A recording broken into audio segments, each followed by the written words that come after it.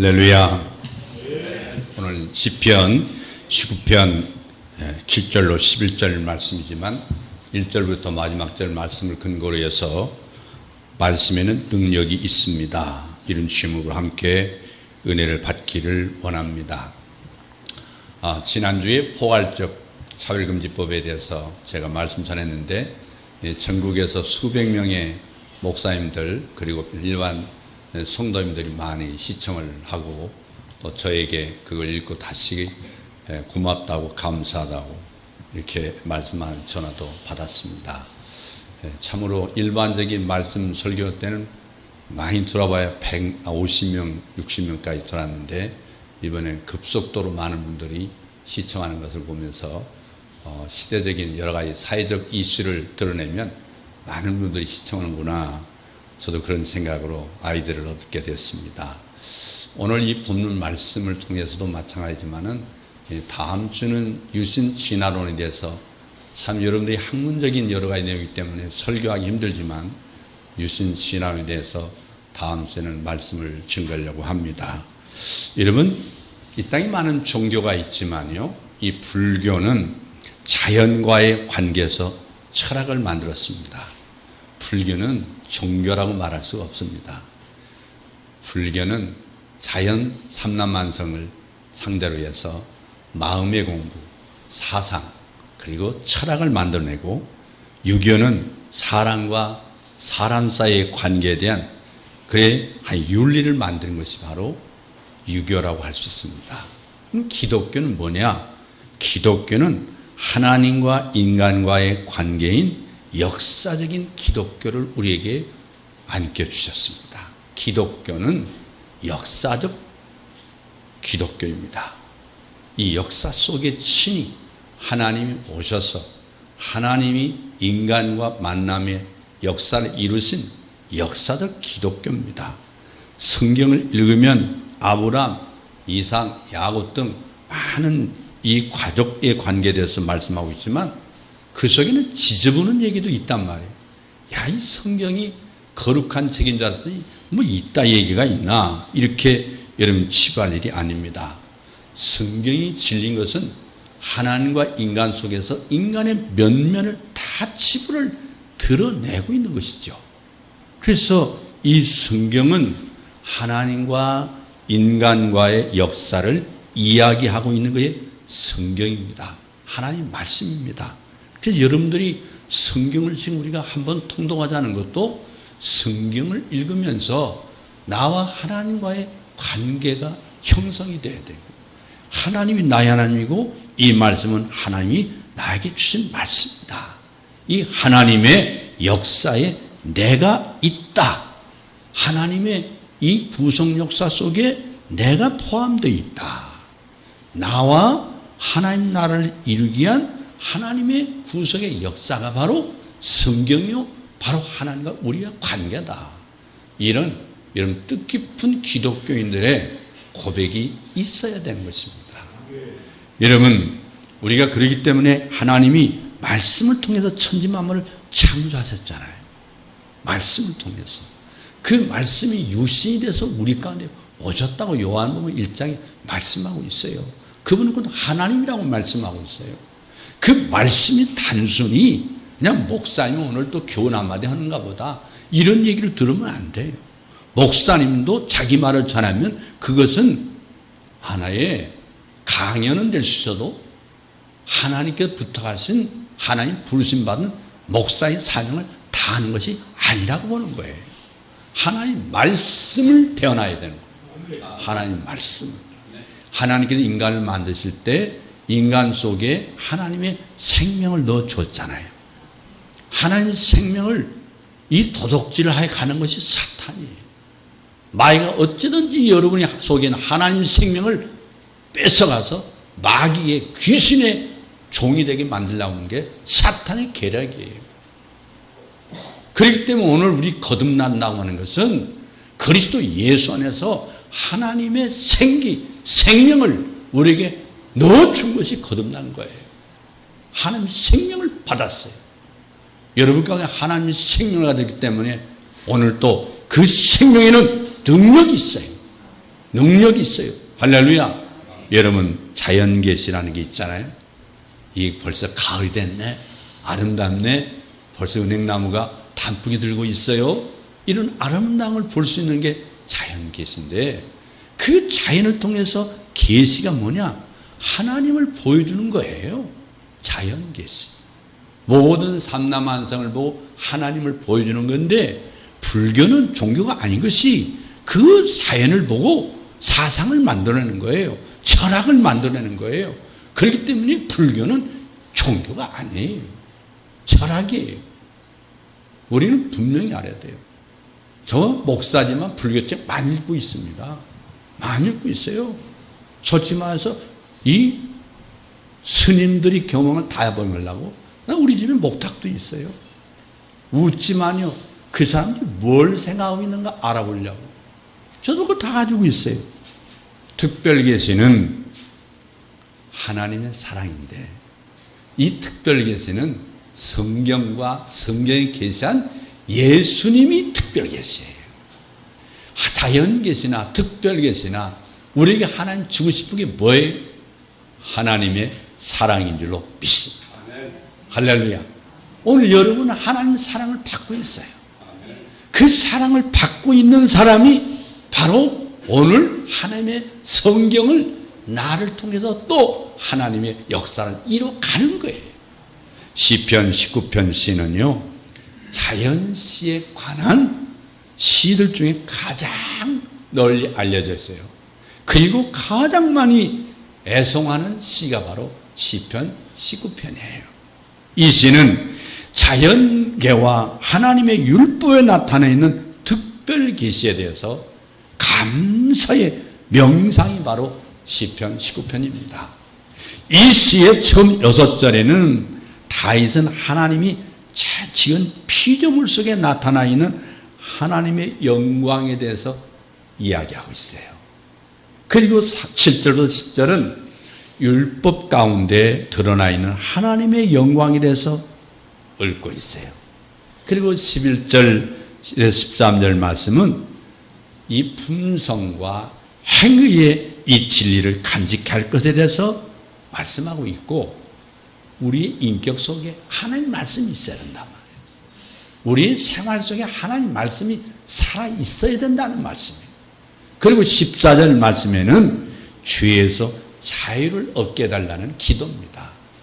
여러분, 해 뜨는 시간에 광활한 하늘 아래 서서 이 시의 고상한 선율로 하나님을 찬양하는 그 시인의 모습이 오늘 여러분 눈앞에 보인 듯 하지 않습니까?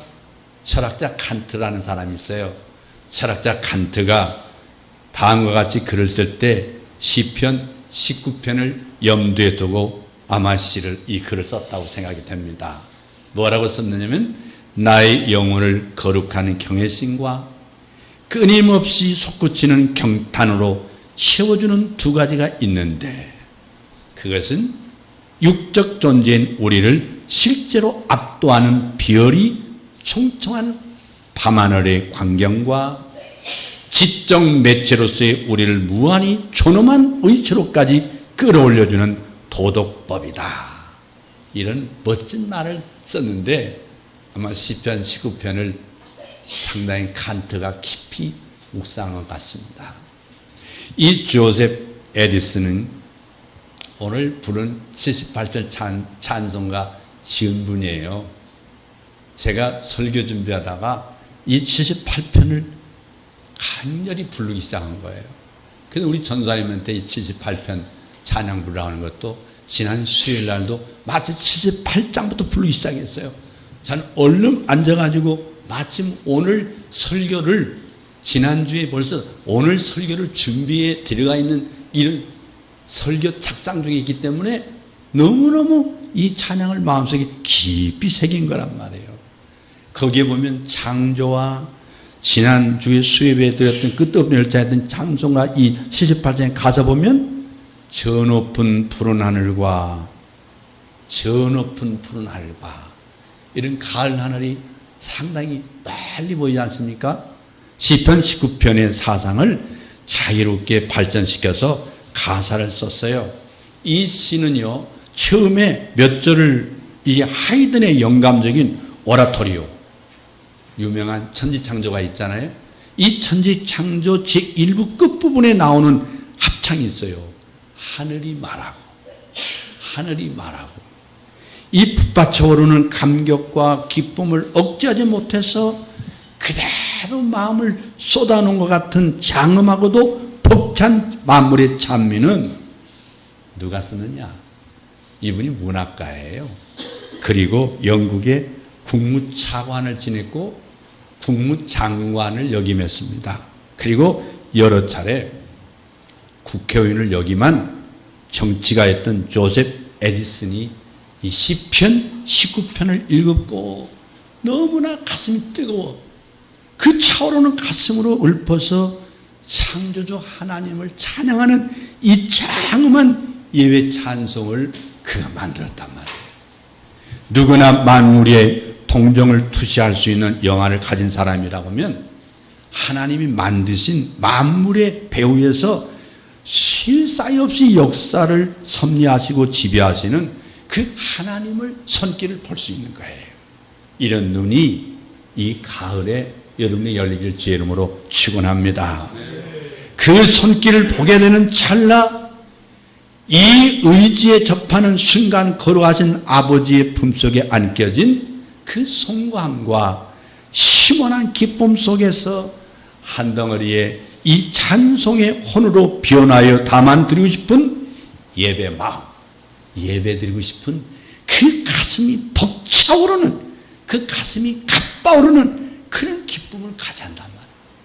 그때 진정한 예배와 찬송의 경제를 체험할 수 있는 거예요. 여러분, 예배는 이론이 아닙니다.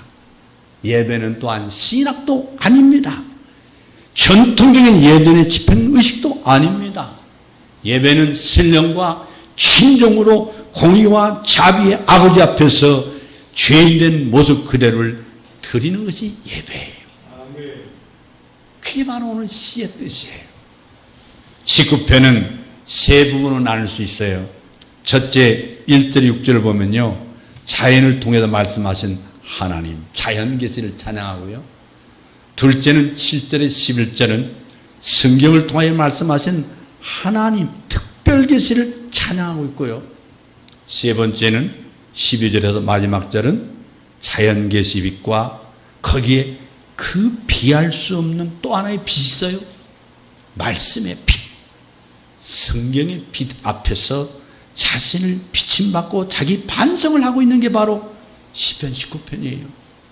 이 자연 계시와 관련된 핵심 단어는 하늘이 하나님의 영광을 선포하고 그 말씀대로 영광을 말하는 특별 계시와 관련한 핵심 단어가 뭐냐면 여호와의 율법은 완전하여, 여호와의 말씀은, 율법은 우리의 구원과 우리의 삶을 기름지가 풍성하는데 더할 것이 없다.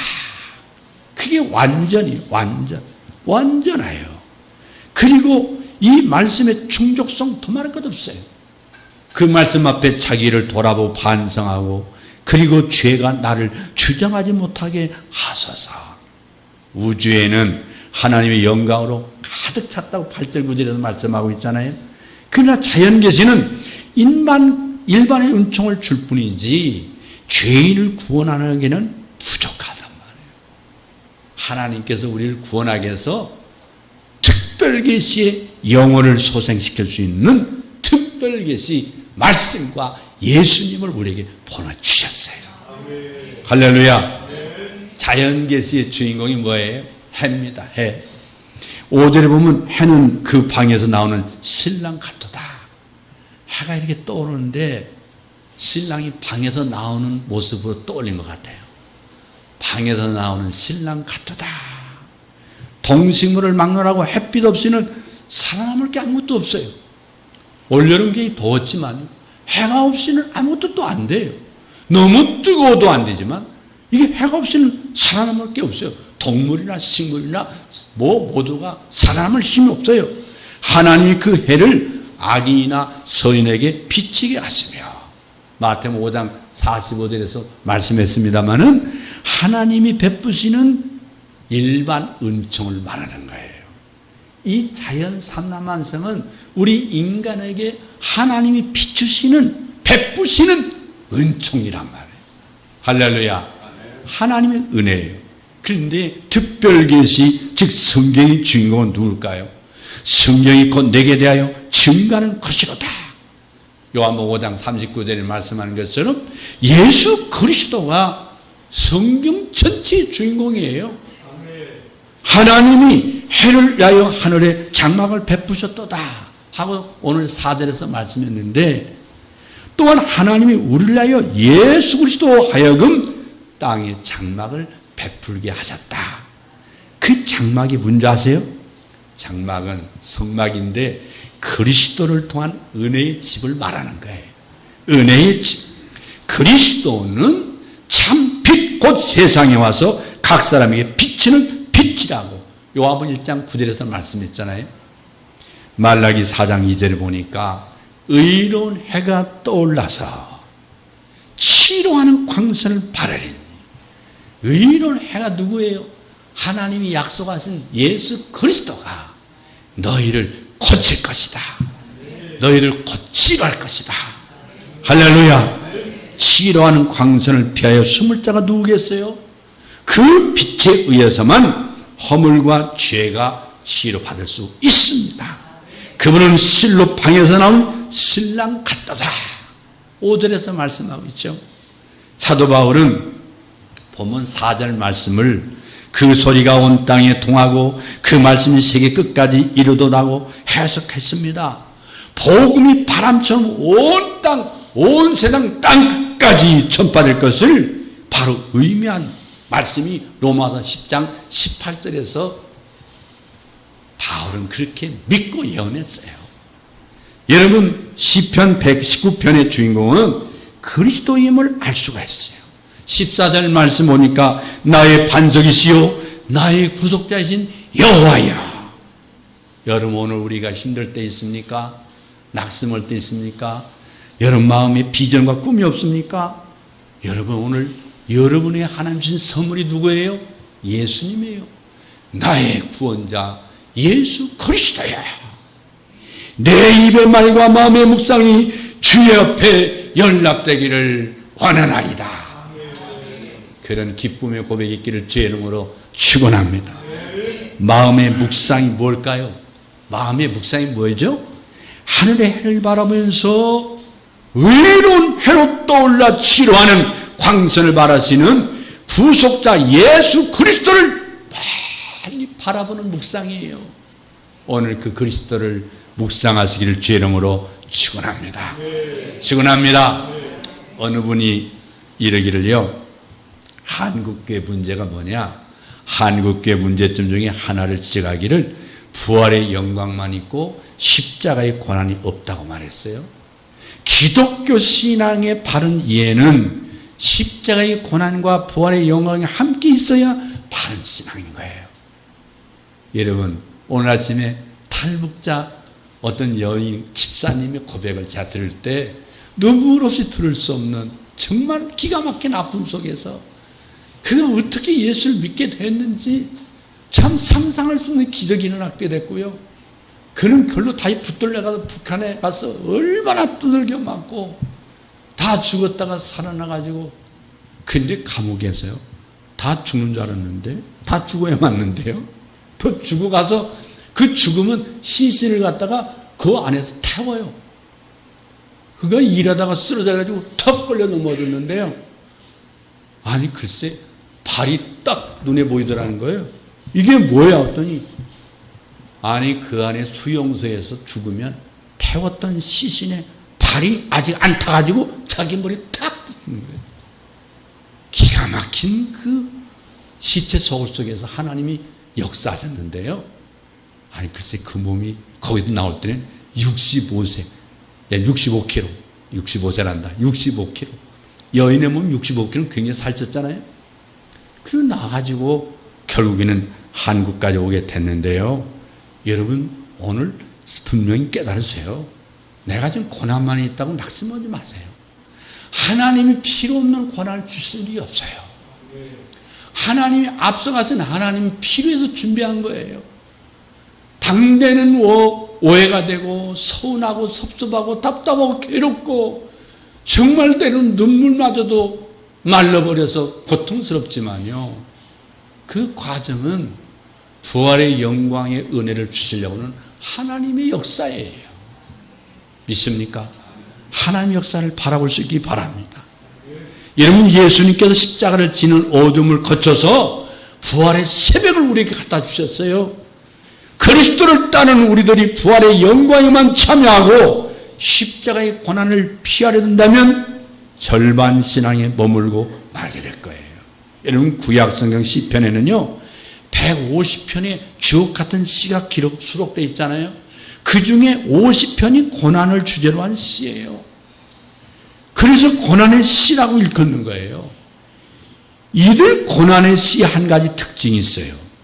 이 시들이 한결같이 그 말씀에 보면은 하나님을 향한 감사와 찬양을 읊고 있어요.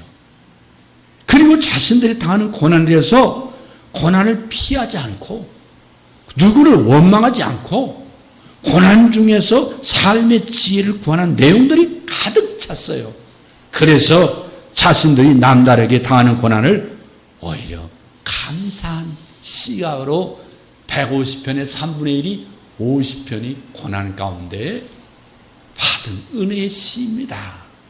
오늘 본문 말씀 통해서 세 가지 말씀을 드리려고 하는데, 여러분 대표적인 시 119편의 경우 보면요, 고난당하는 것이 내게 위기라 이로 말미암아 내가 주의 율례를 배우게 됐다고 71절에 말하고 있죠.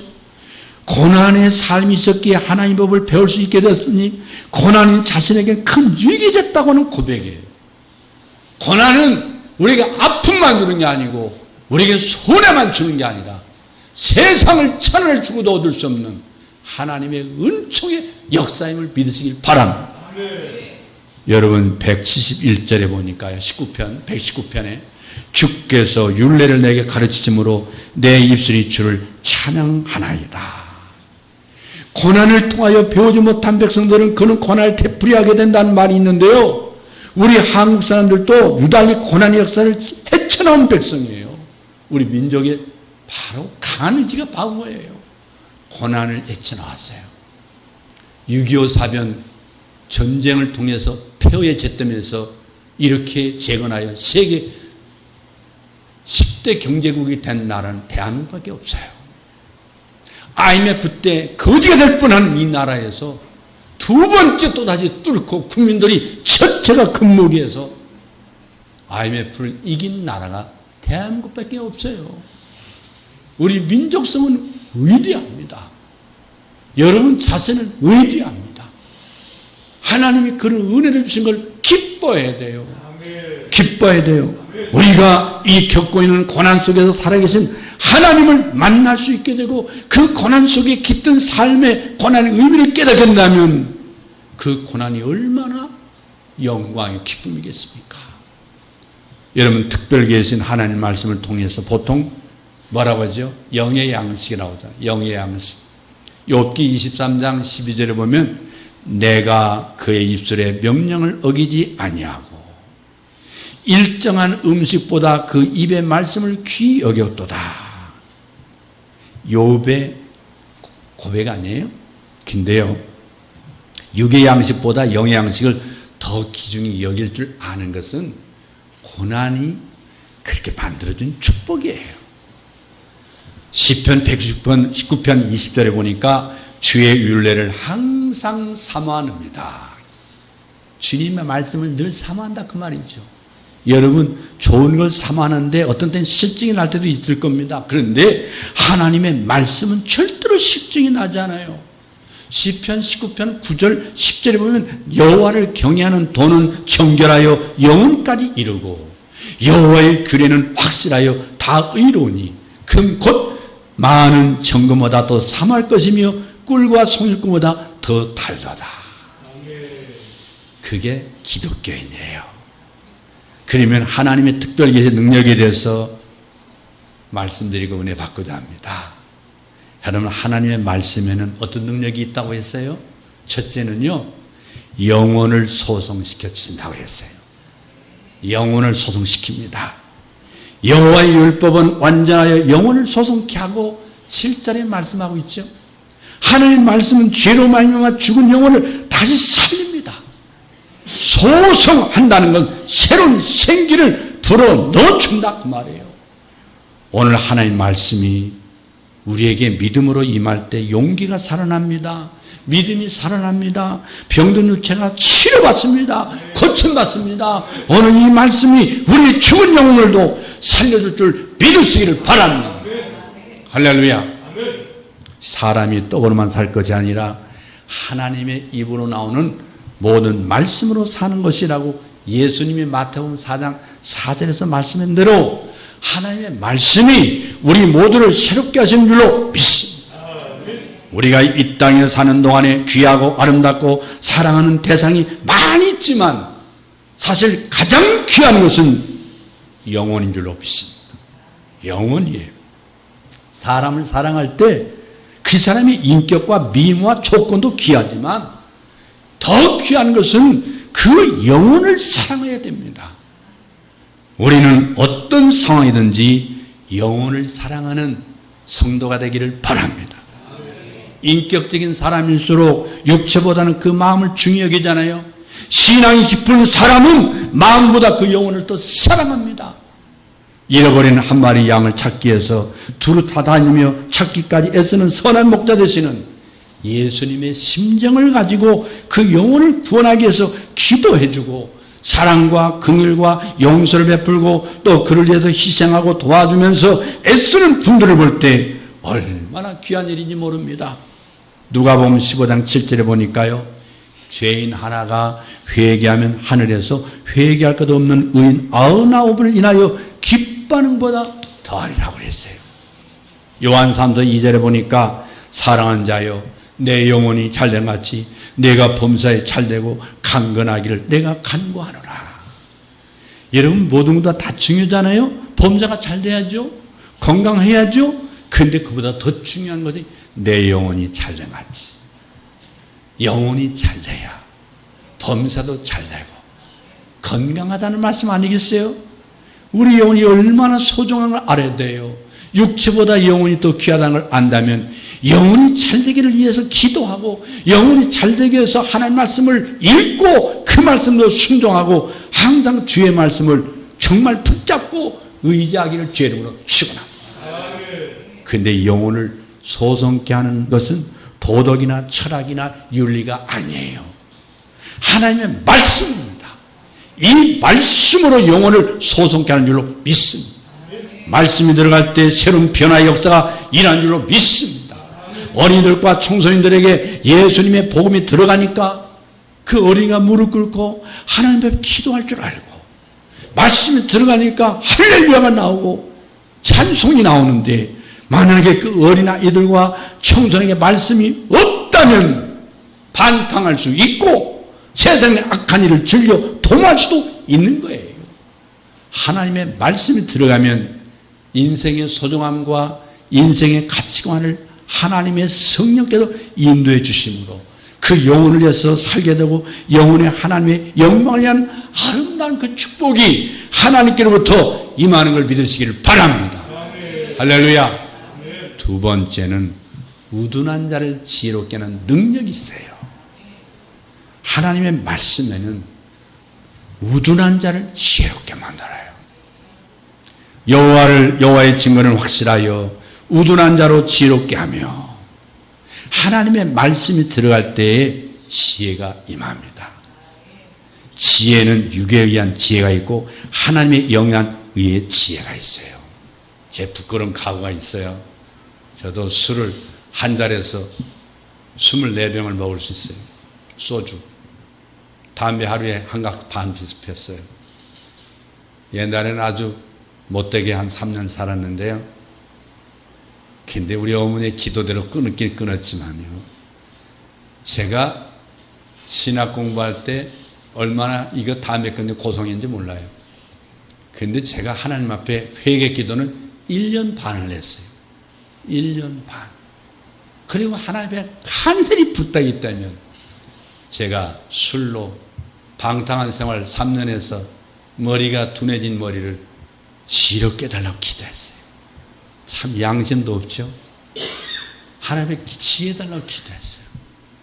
그런데 놀라운 사실은 하나님께서 지혜를 주신 게 분명해요. 왜 그렇죠? 박사학위 2번 받았잖아요. 교수가 돼서 교수 생활 오래 했잖아요. 대학 교수가 됐잖아요. 제가 또 목회를 지금 52년 동안 하고 있잖아요.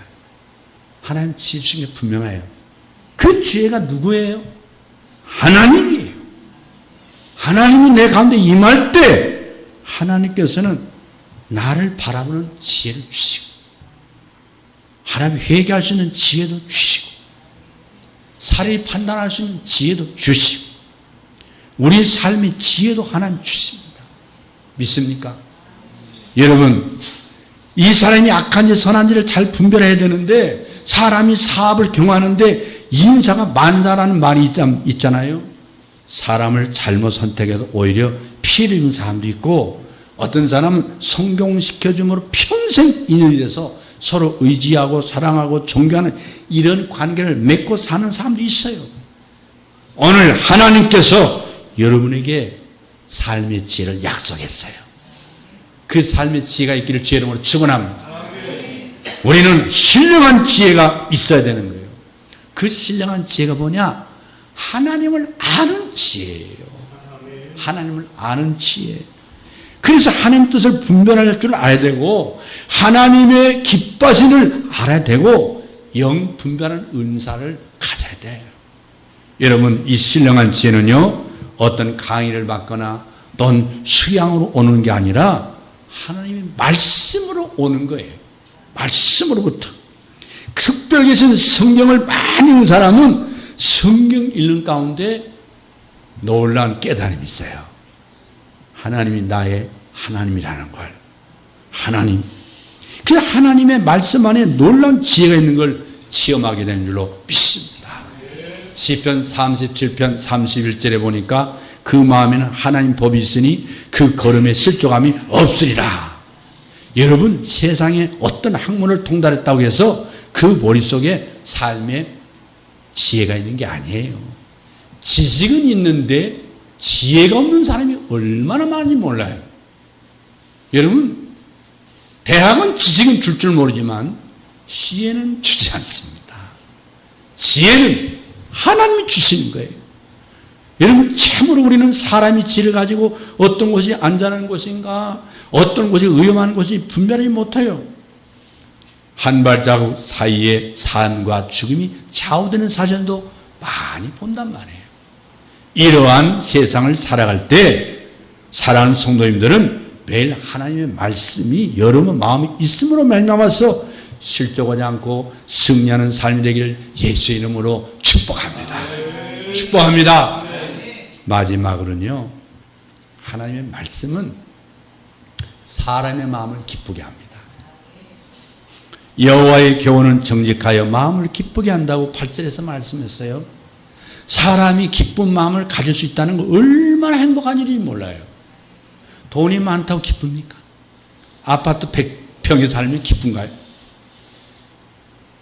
권력을 많이 가졌다 기쁠까요? 여러분, 이 기쁨은요 하나님만이 주시는 기쁨이에요.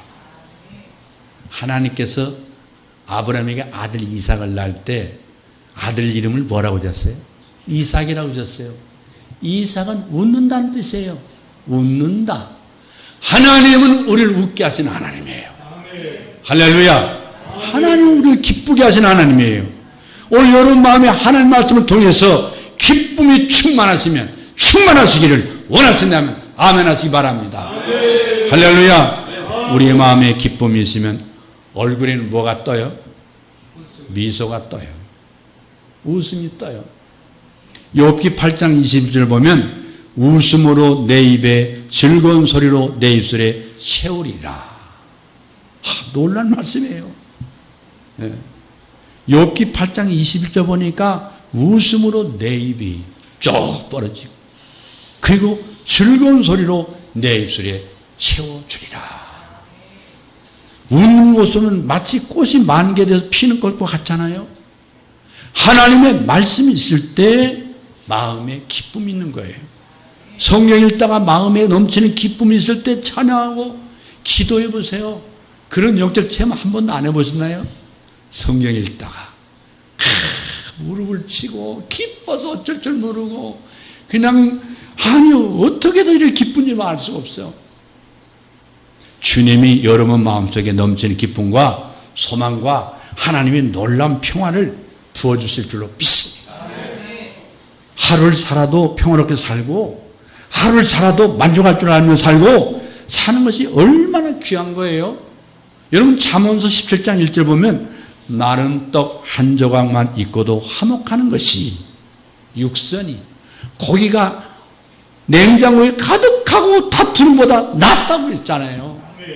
여러분 진수성찬을 먹으면서 투정하는 것보다 소찬이라도 그걸 먹고 기쁘게 감사함으로 맛있게 먹을 수 있다면 그분은 그 인생이 행복한 인생이에요. 행복한 인생이에요. 행복은 외부로부터 오는 게 아니에요. 예수 안에서 만족할 줄 아는 이런 행복이 우리 성도님들 마음속에 충만하기를 주의 이름으로 축원합니다. 축원합니다. 시편 9편 2절에 보니까요. 내가 주를 기뻐하고 즐거워하며 지극히 높으신 주의 이름을 찬송하리라. 주님으로 인한 기쁨을 말한 거예요. 또 시편 16편 11절에 보니까 주께서 생명의 길로 내게 보이시리니 주의 앞에는 기쁨이 충만하고 주의 우편에는 영원한 즐거움이 있나이다. 이 프라이어라는 사람이 있어요. 이 사람이 네가 행복하기를 원하거든 즐거워하기를 배워라. 스펄전 목사님은 이런 말을 했어요. 은사 중에 최대 은사가 있는데 그 은사가 무슨 은사인지 아느냐? 은사 중에 최대 은사는 웃는 은사라고 했어요. 한번 이 시간 웃어볼까요? 다 같이 시작. 웃어보세요. 웃는 것도 습관이에요. 웃는 얼굴이면 운명이 바뀌어지는 거예요. 자꾸 인상 쓰고 자기가 무슨 고재병이나 되는 것처럼 아니 메뚜기 맞박처럼 잔뜩 찌그러가지고 있으면 그 인생이 펴질 것 같아요? 여러분 웃는 연습 많이 하시기 바랍니다. 할렐루야. 웃어야 돼요. 웃어요. 여러분 스펄전 목사님 말씀이 너무나 감사한 거예요. 은사 중에 최대 은사는 웃는 은사다. 여러분 우리 성도님들 웃는 축복이 넘치길 바라요. 우리가 하나님께 받은 은혜의 증거는요 감사와 기쁨과 하나님께 영광을 돌리는 거예요. 근데 마지막에 한 가지 더 말씀은 신령한 눈을 뜨게 하는 게 하는 말씀이에요. 신령한 눈을. 여호와의 계명은 순결하여 눈을 밝게 하도다. 육신의 눈이 있고 지혜의 눈이 있어요. 그걸 지안이라고 하잖아요. 육안이 있고 지혜로운 눈 지안이 있어요. 근데 믿음의 눈이 있고 믿음의 눈을 어떤 눈이라고 해요? 영안이라고 해요. 영의 눈. 성경에 보면 마음의 눈을 밝히라고 했거든요. 우리는 이 땅에 살고 있지만 신령한 주님의 세계를 항상 마음속에 그려보고 그 간직하면서 저 천국을 바라보면서 아름다운 삶을 살기를 주의 이름으로 축원합니다. 에베소서 1장 18절 19절 말씀 보면 너희 마음 눈을 밝혀라. 그의 부르심의 소망이 무엇이며 성도 안에서 그 기업의 영광의 풍성이 무엇이며 그 힘의 강력으로 역사심을 따라 믿는 우리에게 베푸신 능력이 지극히 크심이 어떤 것을 너희로 알게 하기를 구하노라. 마음의 눈이 밝을 때 부르심의 소망을 바라보게 되고 기업의 영광의 풍성을 바라보게 되고 베푸신 능력의 지극히 크심을 바라볼 수 있는 거예요. 그래서 항상 천국의 소망이 넘치는 줄로 믿습니다. 할렐루야. 여러분 하나님 말씀이 인간의 눈을 밝게 한다는 말은요. 하나님의 말씀은 우리 인간에게 무엇이 옳고 그른지 선악을 분별할 줄 아는 눈을 준다는 거예요. 분별력을 주신다는 거예요. 하나님의 진리 말씀이 그 선악과에 모든 걸 판단하는 기준이 있어야 돼요. 여러분, 사람이 똑똑한 사람 같아도요, 사기당할 때 보면 엄청나게 어리석고 미련하잖아요. 야, 내가 그렇게 미련할까? 아, 내가 왜 이렇게 어리석지? 왜 그런지 아세요? 영안이 없기 때문에 그런 거예요. 영안이 떠질 때 분별할 수 있는 분별력이 생기는 거예요. 영안이 떠지면 육안은 물론 지안도 해안도 떠지는 줄로 믿습니다. 할렐루야. 그래서 우리가 신령하는 눈을 뜨게 해주는 게 뭐예요? 하나님 말씀이에요. 여러분, 마지막으로 특별 계신 이 하나님 말씀은 지혜로 말미암아 죽은 영혼을 다시 살게 해주셨어요. 이게 거듭난 거예요. 하나님의 영이 내 속에 계신 걸 믿으십니까? 하나님이 내 안에 계신 걸 믿으면 아멘 하세요. 아멘. 여러분은 거듭났습니다. 우둔한 자로 지혜롭게 해주시고 인간의 마음을 기쁘게 해주시고 신령한 눈을 뜨게 해주는 능력이 하나님의 말씀 속에 있어요. 매일 하나님 말씀이 있고 그 말씀 순종함으로 말씀의 능력을 체험해 보세요. 승리하는 성도 여러분 되시기를 주의 이름으로 축원합니다. 축원합니다. 기도하겠습니다.